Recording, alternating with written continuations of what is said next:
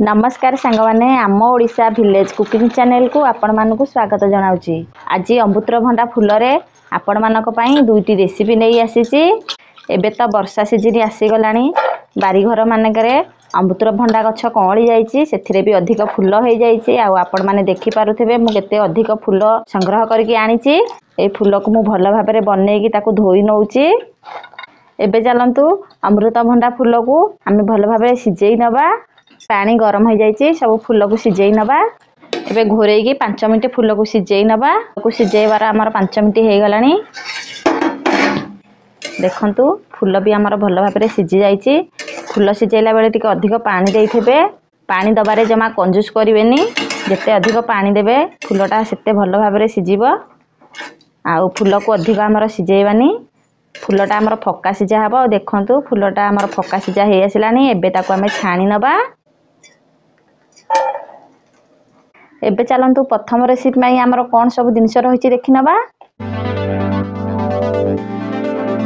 250 ग्राम सुजी नहींची। गोटे पियाज को एमती छोट करके काटी नहींची।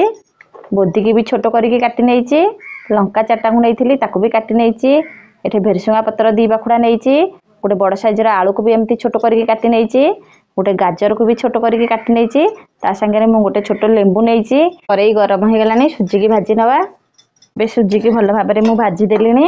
एबे आमे ताको काढी नबा। सुजी के आठो अधिक भाजीबानी नले सुजीटा हमर पोड़ी जीवो। एबे सेई करे रे आमे अल्प तेल दे दबा। फुटेया पई गोटा जीरा दे दबा। भेरसुंगा पत्र आ कंचा लंका को दे दबा। एबे काटी के रखिथिबा पियाज को दे दबा।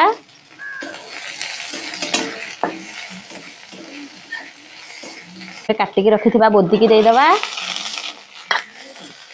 ता संगे आलू को भी दे दबा। गाजर को दे दबा। लूण दे दबा।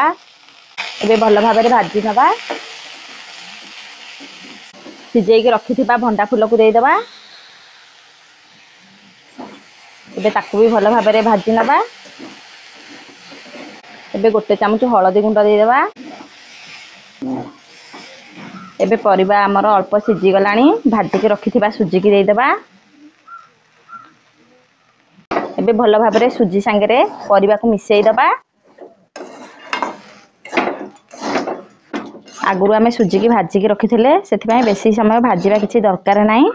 एबे आमे अल्प अल्प करके पानी देकी ताकू भल भाबरे भाजी नबा। हाथ रे नेकी एमती पानी देबे। अधिक पानी ढाल देबेनी। हमर जेतिकी पानी दरकार आमे सेतिकी पानी नबा। एबे हमर आउ अल्प पानी खाइबो आमे आउ अल्प पानी देई दबा।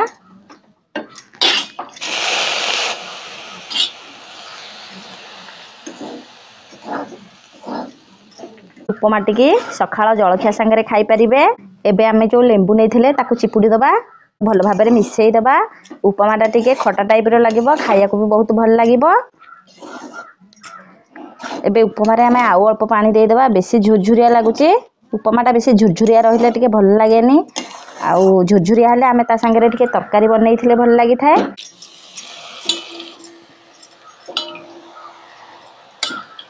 सुजीटा हमर जत्ते भल सिझी थाए सेटा हम देह पई भल होई थाए। खाइया को सेते भल लागिबो। आउ आपण माने देखि पारुथिबे उपमाटी केते सुंदर देखा गलानी। पिल्ला मानक हेल्दी पई आपण माने एम्ति भंडा फूलर उपमा बनेकी तांगु खाइया को देबे। आपण माने वीडियो टिकी देखिले वीडियोटी जदी आपण मानकु भल लागि थाए लाइक शेयर सब्सक्राइब कर देबे। पाखरे थिबा बेल आइकन को दबाई देबे। सर्वप्रथमे आमे जो नुवा वीडियो पोस्ट करिवु आपण माने देखि परिबे।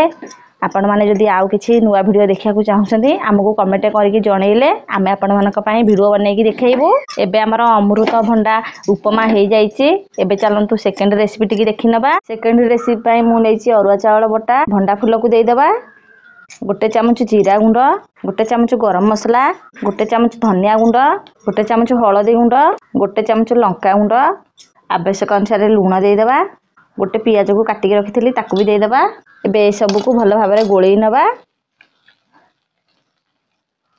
एबे भल भाबरे गोळेई नैची। एबे चलंतु ताई बसेई नबा। एबे ताई गरम हो गलानी आमे तेल दे दबा। एबे आमे फूल को नेकी ताई रे दे दबा। एबे आमे सब पिठो को भल भाबरे लेउटी दबा। आउ अल्प तेल को आमे चारि करे जाक बुलेई दबा। भंडा फूल पिठौटी खाया को बहुत भल लगी थाए। आपण माने थरकुरु दिथर खाइले आपण मानकु बहुत भल लागिबो। टिके पाटिके खाया को कोडा लागि थाए किंतु हम देह पई बहुत भल होई थाए। फर्स्ट टाइम जेहेतु खाइबे टिके कोडबा लागिबो तापरे आपण माने थरकुरु दिथर खाइले आउ भल लागिबो खाया को। एबे हमर भंडा फूल पिठौ रेडी हे जाईची। रहुची नमस्कार।